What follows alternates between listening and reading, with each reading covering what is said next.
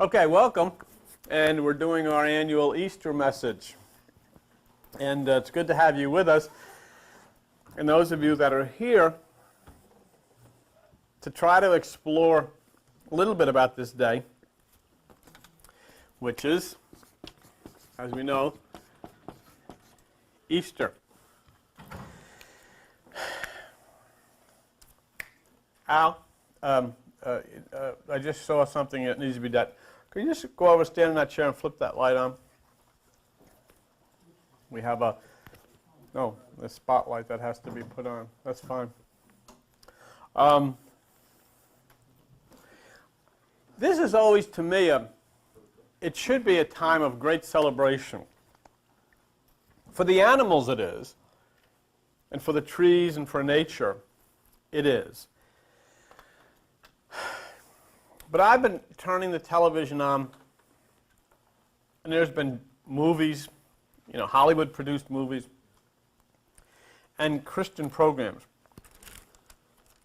But what I have seen most graphically is this man with nails driven through his body, impaled on a cross. And I always turn it off. It goes against me terribly. I always stop and I say to God, what's wrong with you?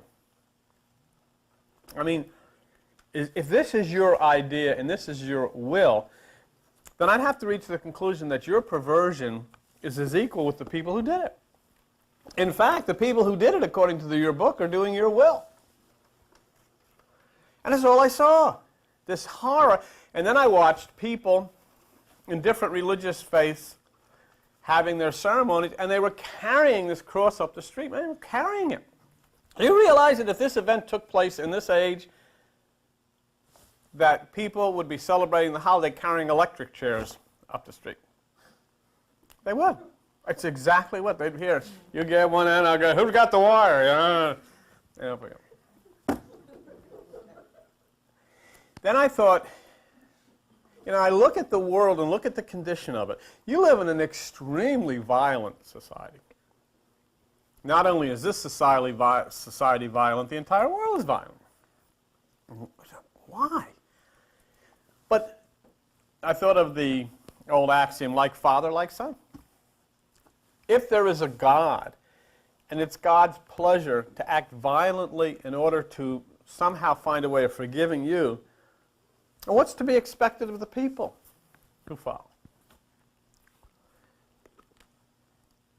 And basically, that's what I saw demonstrated.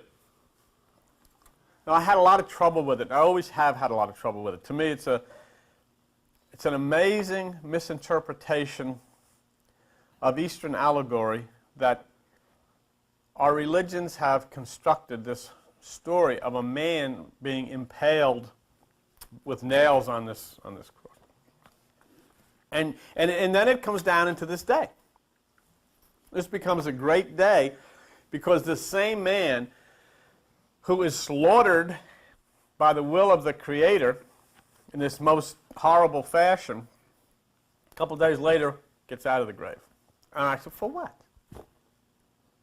What's the purpose of it? To prove what? I mean, if it's God, so what's the big deal? And so then, my mind spends reams of time trying to make sense as to, has this done anything good for anybody? The world is an absolute disaster. It's always been a disaster. An extremely violent place of wars and bombs and greed. Because this whole thing is a religious instance of greed in which people are clinging to this so that they can get something out of it. They want to go to heaven. Wreck this and go to some planet somewhere. It's all greed. I am coming here. And somebody said that they drove by the churches, and there's lines of people lined up out there. And do you know why? Because there's a threat. If they don't go, they won't get. See? And so they go, even if they only show up this one time all year, they figure that kind of wipes the slate clean until next year, and they'll get this free ride to this mystery, this magical planet somewhere that they're going to find in what's called heaven. It's all great. And basically, if you could only wash out all of this threatening, all of this going to heaven, all of this nonsense about heaven and hell, and all of these things, and then the entire world just live in the flow of the existence of what nature is and life is, then you'd finally come to a conclusion. Hey, now I understand. Now maybe I can just flow with it. But it's competitive. Competition. Everybody competing with everybody. Religions competing with everybody, with each other. Countries competing with each other. And then the violence starts. And then your kids compete with each other. You can't even raise your kids without sending them to a football league or a baseball league so they can compete with somebody, so they can learn the art of beating up the other person. Winning. It's not the art of existing, coexisting. It's the art of beating the other person. It's not good unless we win. And that's exactly where all of this stuff comes from. Religion teaches us this. Systems teach us this, to be competitive. And generally, somebody's going to lose, and the loser gets ticked off, and the loser will get you one way or the other. That's always the way it is. And so we see it. So we celebrate. Since I've been a little kid, they've been parading down Fifth Avenue in their Easter bonnets with all the frills upon it, and Bing Crosby would sing songs, and they have flowers like this, and everybody. And in between, they're always, I've never seen them stop dropping the bombs or stop shooting the guns or hating and all this kind of stuff. So then, we come to the point is, what the heck, where did that come from? You know, what's the origin of that? Why, why are you here even, why are there flowers here? Why are you celebrating such a thing? Why is there such a thing called Easter? And I'll tell you why. And this is the reason. There is a need. And what is the need? The Christian community had a need to pull you as far away as possible from this Jewish thing called Passover. That's the only reason there is such a day as Easter, because it was absolutely essential that you be pulled away from this Jewish thing called Passover. There was no other reason. There was a need. It's true. Basically, your entire religion, the religion of your heritage, which is called Christianity, is 100% anti-Semitic. Always has been. And the first thing they said about was changing this over from the Jewish Passover to this called Easter. And the second thing they said about when they got organized was organizing their armies to go out and kill Jews. Basically, that's the basis. That's the foundation of your religion. Even though your quote-unquote Messiah, Yeshua, is very, very Jewish. So we even did that. We couldn't deal with that, so we took that Yeshua, or Yeshua, whatever, and changed it to the Greek Jesus, and now the complete changeover is done. No more Yeshua, no more Jewish, no more Passover. Now we got a Greek by the name of Jesus, and we got Easter. You see it? Very, very cleverly done. And you bought the whole thing. Hook, line, and sinker. You bought the whole thing.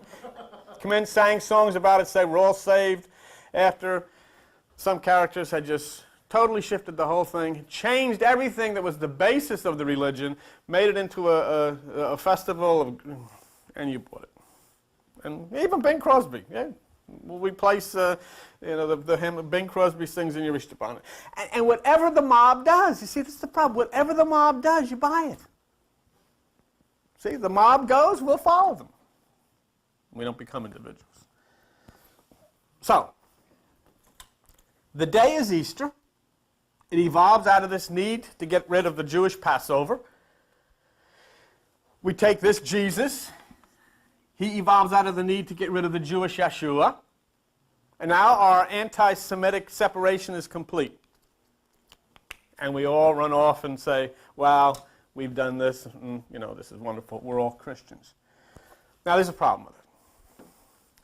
Let's take, if you would, this thing called Passover here. Okay. And we'll look at it, and then we'll compare it with our beloved Easter Day. I'd like you to turn to page 125 in the Bible. You'll come to the book of Numbers, and the book of Numbers chapter 9, for those of you out there. Numbers chapter 9. And let's take a look and see. You've got to have some authority. I've got to have some authority. I've tried in every time I've ever met with you to document for you where I find this stuff, to document for you where you can find it, because a lot of you hear things from me and say, well, gee, I don't know whether he made this up or whatever, and that's not good. You have to be able to go to a library or a bookstore or something and say, where does this come from? You know, it should be interesting to you. All of this should be interesting to you because you live in the midst of all this. So where does it come from? So then I tell you, okay, let's see if we can get some documentation. Let's draw a line down here. All right? And let's look at the Bible. Now, here's another thing. In all of the things I've ever seen, wherever Christians and, you know, go to church, they always have a Bible. It doesn't make any difference. It's a Bible. You have them here. You can go in any church, any Christian church, they have a Bible. So what we'll look at is what's in here. What else are we going to do? You know, where are we going to find any documentation? I don't know where. So we'll look in here. Page 125, Numbers chapter 9. Look at verse 2. Let the children of Israel also keep the Passover at his appointed season. Very important of this word season. Because what you're involved in right now is a Passover from one season to another. Is basically what this is. Let the children of Israel keep what? The Passover. Okay. Numbers chapter 9, verse 2. Look at Numbers chapter 9, verse 4. 2 scriptures down. And Moses spoke unto the children of Israel that they should keep the Passover. So this here then is a biblical ordinance that is approved, obviously, by God, if God had anything to do with writing the Bible, which of course is another question. We'll get some other time. But anyhow, this is approved by God, the Passover. And in as much as we carry Bibles under our arm, you know, we even write songs. How do I know? The Bible tells me so. And we have children, we have Bible stories and Bible studies. So you just read in the book that according to God and according to this Bible, we keep the Passover.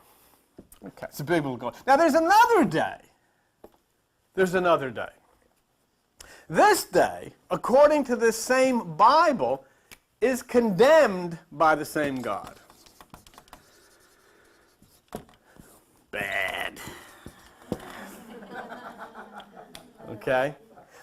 It involves a strange god, and the strange god's name is Tammuz.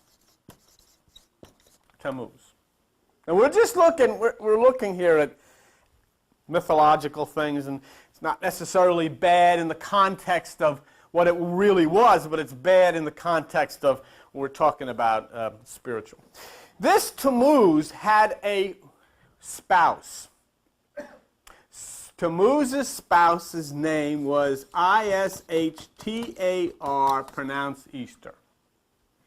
Ishtar. You pronounce it Ishtar. They pronounced it Easter. Okay. This was the deal. Tammuz would sacrifice his life for the good of the world. He would then go into the netherworld, and every spring, at the spring equinox, Tammuz would be raised by Ishtar, who would go down and bring him up in a gray-colored egg. And he would come out of the gray-colored egg.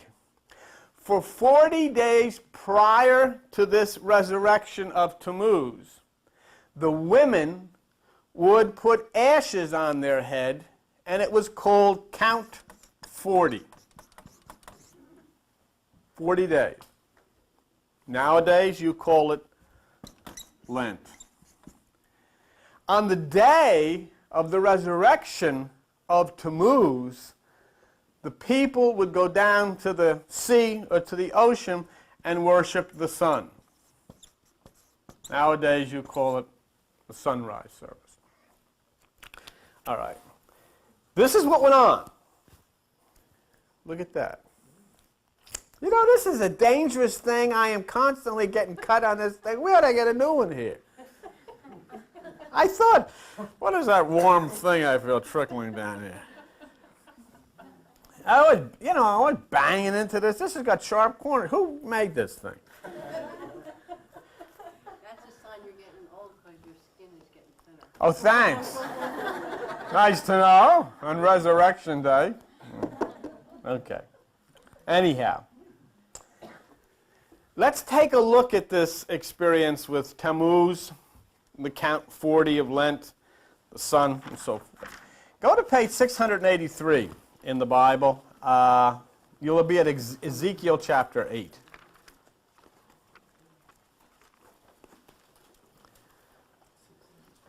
Ezekiel chapter 8, page 683. All right?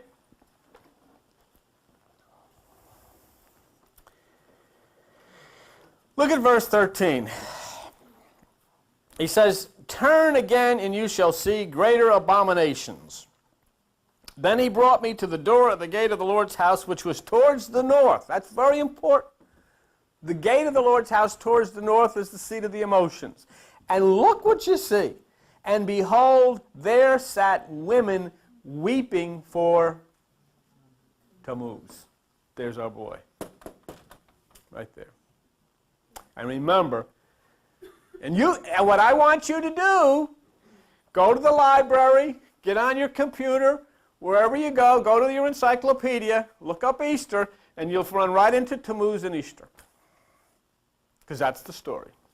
And the women weeping they threw ashes on their head, and that was called Count 40, and was 40 days before the resurrection. Then look what it says in verse 15. Look at this. Turn again and see greater abominations. And he brought me, verse 16, to the inner court, and at the door of the temple between the porch and the altar were about 25 men with their backs towards the temple of the Lord and their faces towards the east, and they worshipped the sun. That's the origin of the sunrise service. That's the origin of Lent. Tammuz is a consort or spouse of Ishtar. And you know what they used to do in Babylon? The women on this beautiful day would all show up at church, and they would act as sexual objects. They would be prostitutes in the day. The only thing that women were required to wear were their Easter bonnets. That was it. The temples were filled with chicks and bunnies and eggs because it was fertility. There was no problem. This was not what you're thinking. This wasn't, something like on 42nd Street. This was a great holy day of creation.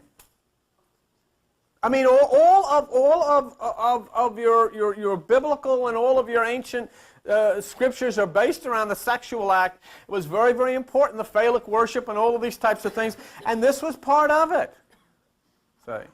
But according to the Bible, and I can only go by what we have here, is according to the Bible, that what we just read, this God who approved this condemns this. And you just saw it.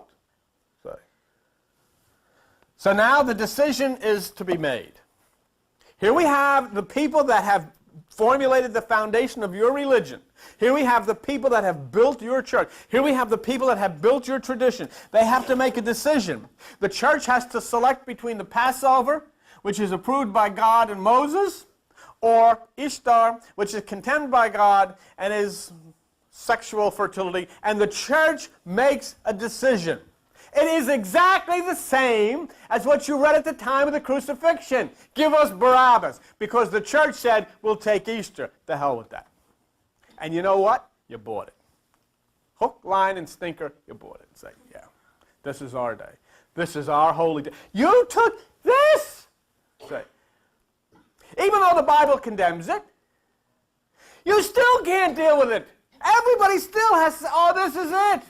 Because it's a cheap way to have a party, to go out and have something to eat. You're forced to go see some relative and sit and eat with that relative that you don't even like.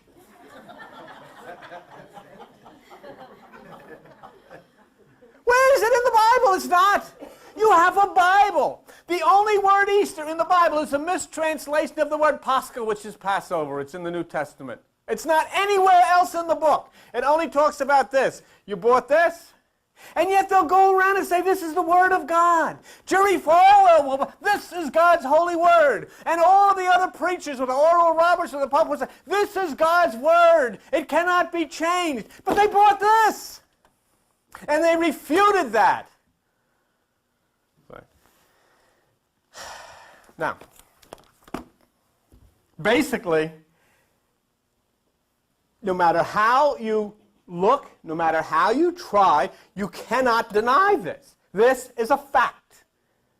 Okay. This is a day of sex, prostitution, sexual intercourse in public, chicks, bunnies, and eggs, all are fertility signs. This was a fertility cult, and this is your holy day. So maybe that kind of shows you where we're at. And maybe that's okay, but at least understand it. Don't come around with a Bible that's old. And in fact, you come around with this holy Word of God and say, you know, the Bible told me so, and all, and then this is the day, and you totally wipe this thing. And we're going to wipe this out for now. Let's go on for a minute. There's a horrible mistake made here that has impacted you, has impacted your children, has impacted everybody you know, has impacted the world. Turning away from this and turning to Easter, we have brought plagues, sickness, and all kinds of hell upon ourselves and our children. Okay. The Passover was ordained for the March-April equinox, spring equinox, because it is cosmic in nature. It marks the passing of winter to spring. In this particular age that we're in, it's marking the passing of Pisces to Aquarius. This is the bigger picture. This is the smaller picture. In you, Passover marks the movement from the left side to the right side, from the carnal to the spirit. And we refuted it. We missed it. See? It's exactly what it is. In the great cosmic order, it goes from Pisces to Aquarius, the Passover. It's what Jesus was talking about. I will celebrate the Passover when you see the man with the pitcher of water, the movement from Pisces to Aquarius. That's the cosmic universal Passover. This is the earthly Passover from winter to spring, and this is the Passover which you must follow within yourself from the left to the right, from the carnal to the spirit. And we missed the whole doggone thing because we wanted bunnies and chickens and eggs and hats and sex. Not necessarily in that order. What happens then is the sun would rise from the south. Don't you see? Look, when you look on television and you see this man with nails in his hands and feet and blood running out and all his horror, understand something. This is a dramatization of an astronomical fact. On December the 21st, the sun, God's light, enters a constellation located in the south called the Southern Cross, or Crux. Every December the 21st, the sun enters that cross and is crucified.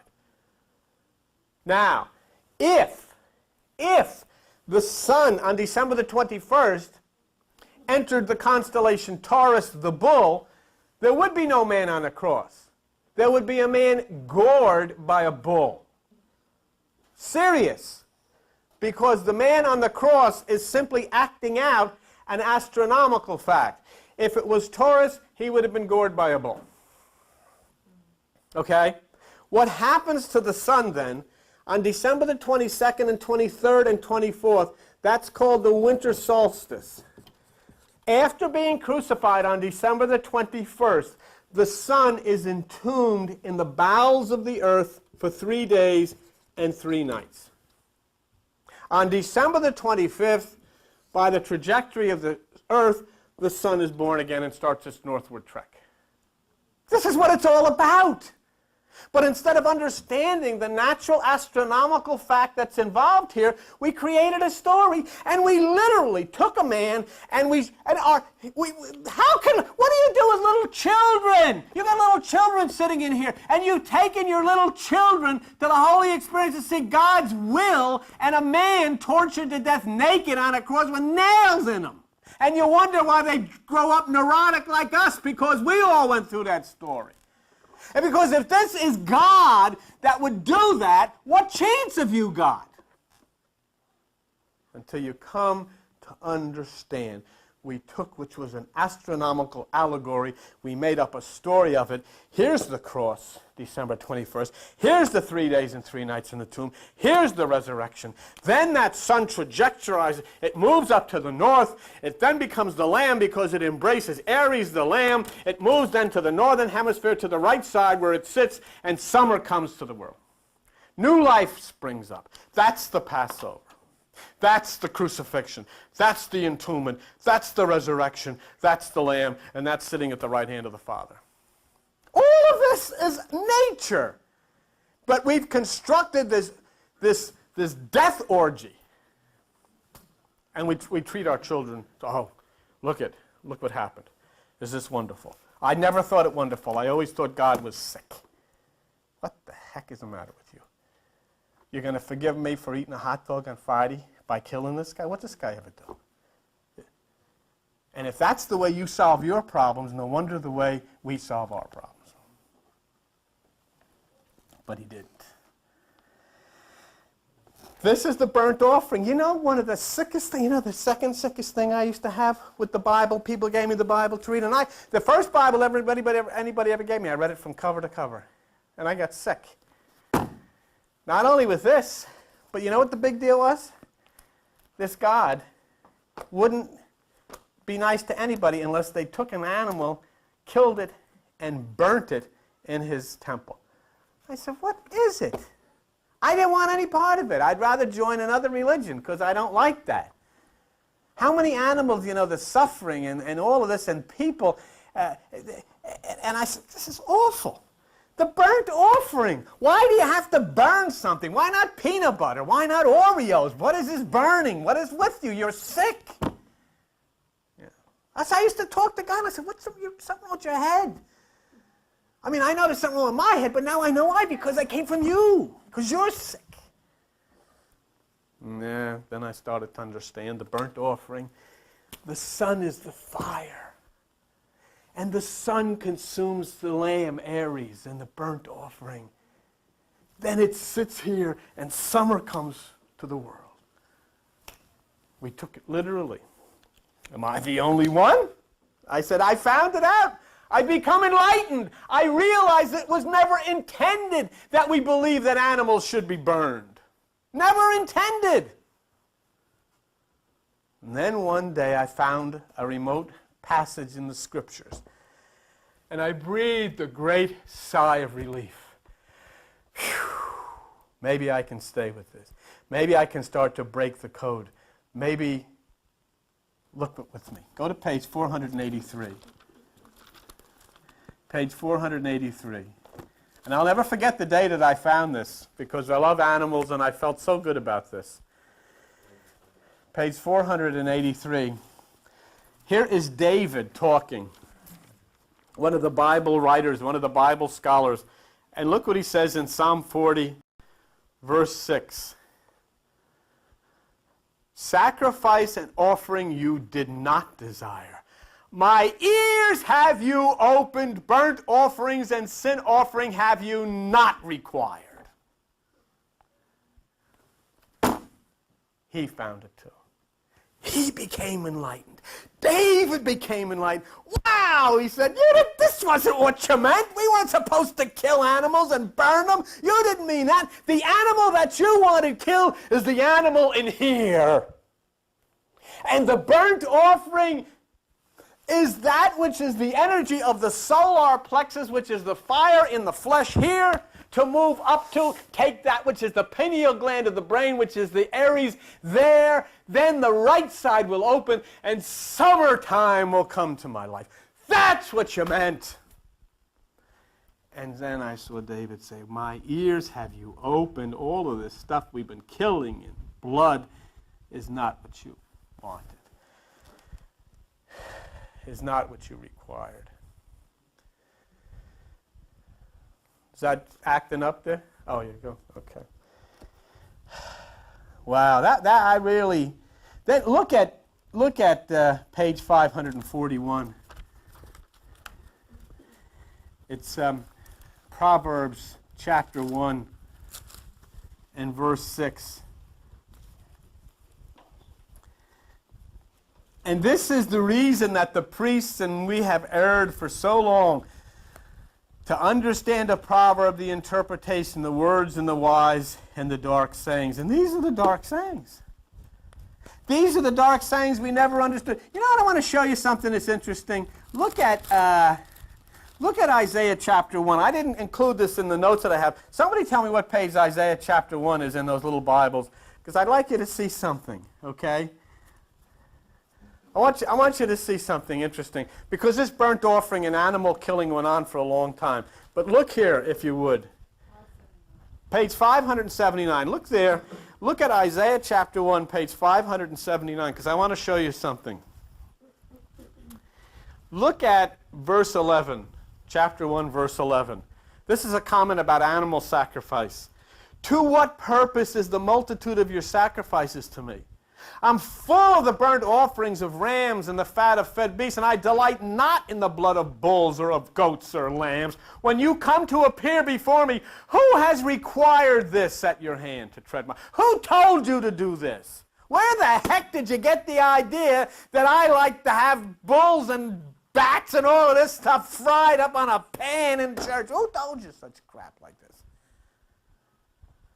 Bring no more oblations. It's an abomination to me. Get away with it. It's an iniquity. And then he says in verse 15, and because of this, when you spread forth your hands, I'll hide my eyes from you. When you make many prayers, I will not hear, because your hands are full of blood. Full of blood of what? Of this thing that many in religion today still think you have the right to dominate animals. And you have not the right to hurt animals. You have not the right to dominate animals. The animal nature that's supposed to be dominated by you is the animal nature within yourself, not the four-legged. And so that really made me feel good. And so then I could come back and I started to understand, hey, if David finally became enlightened and he realized that this sacrifice was not required, then what are we understanding this? Don't we understand that a blood sacrifice of a human being is not required, and that the requirement is an astrological requirement, allegorically portrayed? The solstice, the sun going through the cross and moving up to Aries, then it starts to make sense. We understand it. Wow. If David became enlightened and he understood he didn't have to kill an animal, we should be enlightened and understand we don't have to kill a man. And then I picked up the Gospel of Thomas, which the church did not allow to be put in the Bible. And in the Gospel of Thomas, John says he looks at the cross, he sees the crucifixion, he can't stand it, it's disgusting. He runs up, enters into a cave, and Jesus is standing there laughing. And Jesus says, the things that they say I suffered, I didn't suffer. And John walks out and he says, I realize that God did all of this symbolically to save me. And what was that all about? What that was about is when you look with the carnal mind at the cross, you're going to see a man naked, bleeding to death. But when you climb that pathway up into the cave of the higher consciousness, then you'll meet the Christ. Then you'll see that which is the cross of light. And then you'll understand that this astronomical fact is the cross upon which all of us must rest and be saved. And all of that is available to you. But don't forget, you only see the books in that Bible that the church wanted you to see. That Bible was not put... You know how they selected the books? That when the Catholic Church, they put them on the floor. And they locked the door and they said, we'll pray. And when we come in tomorrow morning, whatever books are up on the table, that's the books. But they never said who had the key. Who had the key? Because the next morning they come up and they had all these books. And then Martin Luther came along and, well, I don't like some of these books, I'm going to throw these out. So the Catholics still have their Bible with their books, you have this Bible with these books, and some of the books are out, and there's thousands of books that you've never seen which are not allowed to be read by you. And one of them is the Gospel of Thomas, in which John says that the crucifixion was symbolic to save you. And that Jesus stood in the cave saying, the things that they say I suffered, I never suffered. Read it for yourself. Look at it for yourself. Understand it for yourself. You talk about brainwashing. This is the great joke, you know. People in Russia were brainwashed and people in communist China are brainwashed. And look what we got. This is our great holy day. We bought it hook, line, and sinker. We honestly believe this. Well, Jesus being the sun god. And what happens? Let me ask you a question. Here's the sun. What happens when the sun dies? What happens when the sun goes out? There's darkness. There's an eclipse. Go to page 807 in the Bible. Matthew chapter 27, okay? Here's the crucifixion of Jesus. Matthew chapter 27. Look at verse 45. Now from the 6th hour, the number 6 means that which is works, that which is of the lower mind, until the 9th hour, that which is the higher mind. From the 6th hour there was darkness all over the land until the 9th hour. Sure, the sun is killed. The sun dies and there's an eclipse. There's darkness all over the earth. You know how hard it is for people not to believe that there's a God somewhere that would slaughter this man? Do you know how hard it is not to believe that? Do you know how hard? But what you do when you fail to understand that which is within you, when you fail to understand that which is nature, when you can look astronomically and see this thing moving. And so the sun sits at the right hand of power. All things become new. But see, take all of that astronomically. Now this is not going to be too good because I'm not very good of an artist. But there you are. Okay? The reason.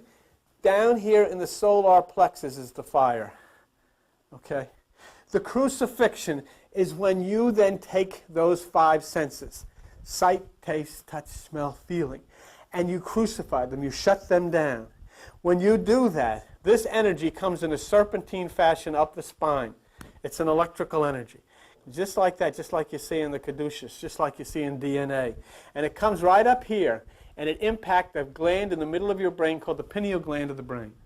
When that occurs, it throws open the right hemisphere of the brain. That's the same way that the sun, when it moves upward in its trajectory, impacts Aries the lamb, and then it throws open itself to the right hemisphere or to the eastern sky. In the northern hemisphere, it sits at the east. When you get to the northern hemisphere of your brain, that energy then sits at the east, which is the right side. Then all newness comes. Do you understand? You're having spring now. Look at the grass. Look at the buds on the trees. Look at the flowers are starting to come up. None of this could happen unless the sun is crucified, sits in the tomb of the winter solstice, is born on December the 25th, rises upward, and impacts that which is Aries the lamb. In your life, the winter of your life, the cold of your life, that which is the terror of your life, that cannot give way until that energy rises itself up to the pineal gland and throws open the right hemisphere of the brain. It can't happen any other way. You can pray all you want. You can read all the books that you want. So what did we choose? I'll ask you now, what did we choose? Did we choose the Passover? Did we choose that which is an astronomical fact? Did we choose that which is a fact of the season? Did we choose that which is the fact of consciousness? No, you choose bunnies and eggs and flowers and all of that stuff.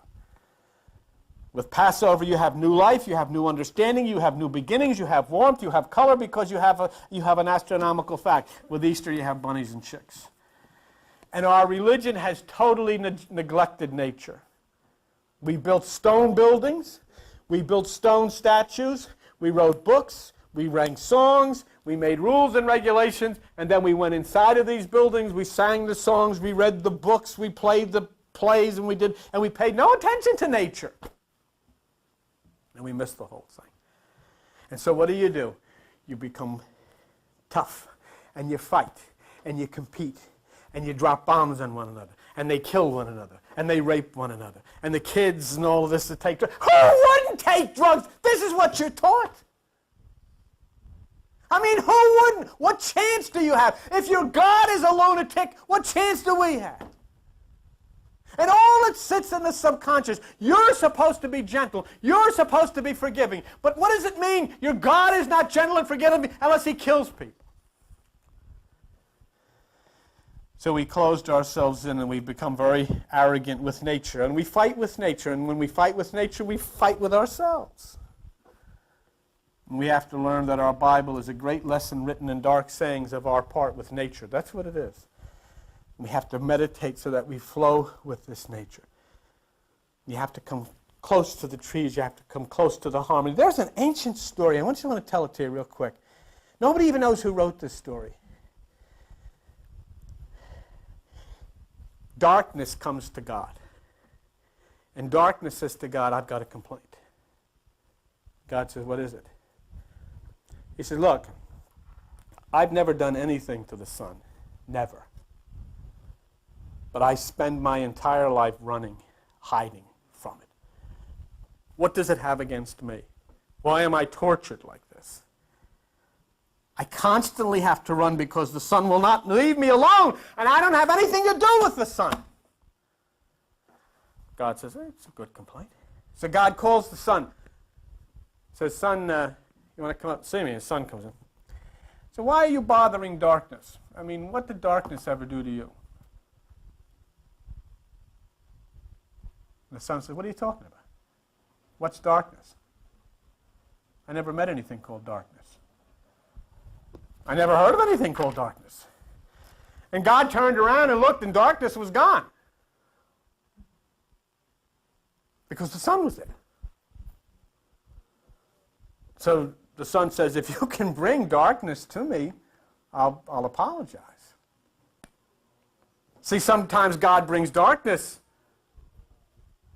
It's nighttime, there's storms. Sometimes God brings the sun. But he can never bring them together. Did you ever notice that?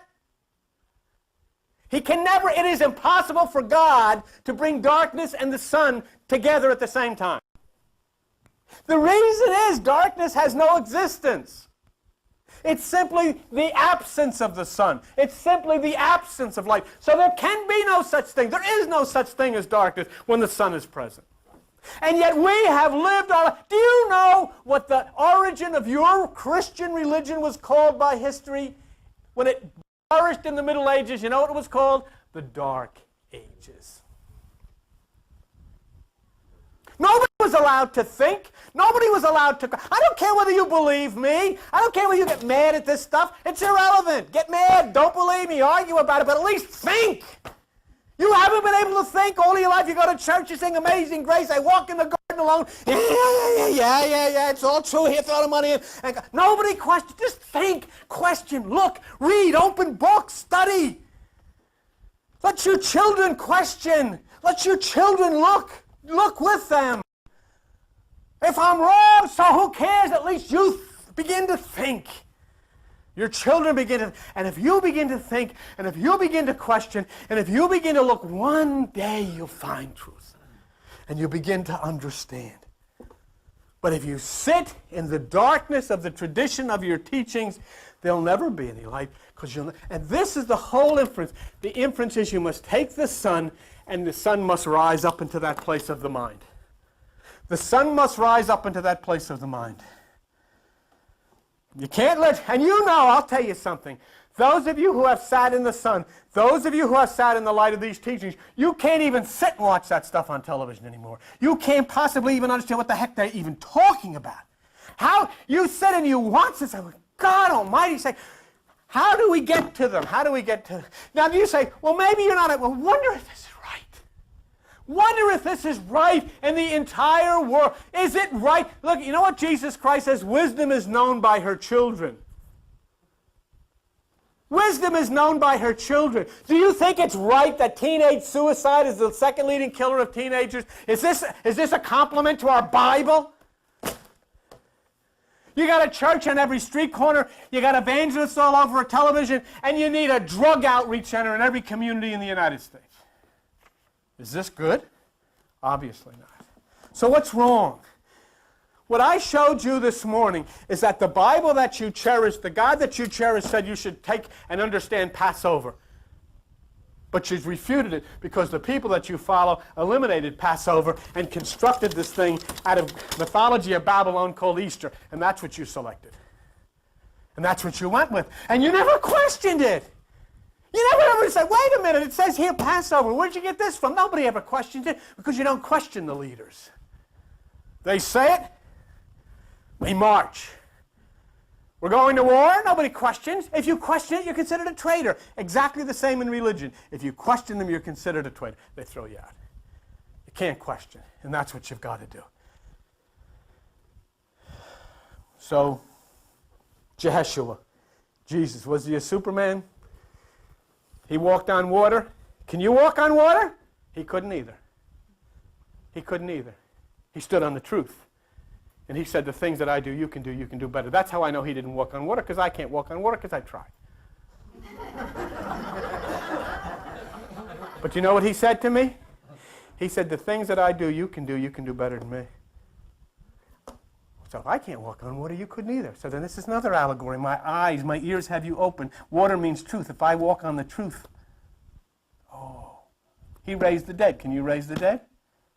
I can't either. Ever try that? You ever go in his funeral parlors? Doesn't happen. Doesn't happen. He couldn't raise the dead either.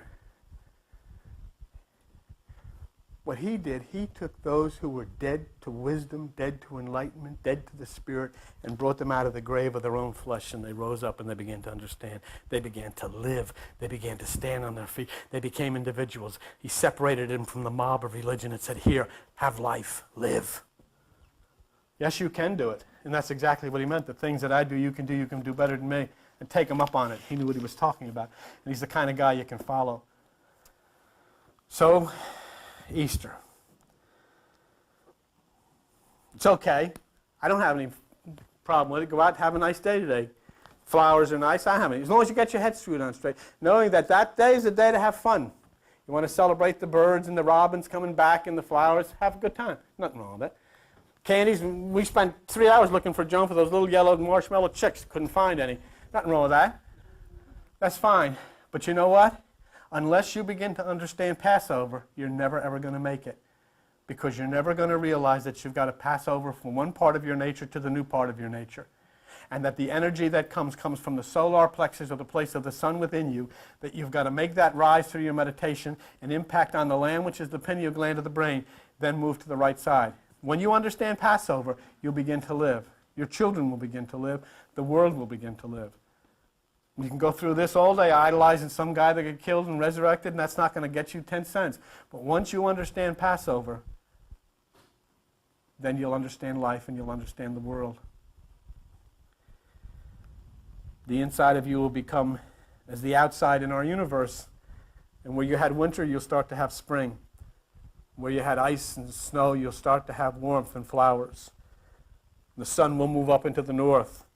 And the energy will wake all that has been asleep. And the egg that has held you tightly in the bondage of religion and tradition will suddenly start to crack. And you'll step out of it. And you'll be an individual. And you'll be special. And you realize what Jesus meant when he said the kingdom of God is within you. And you are the light of the world.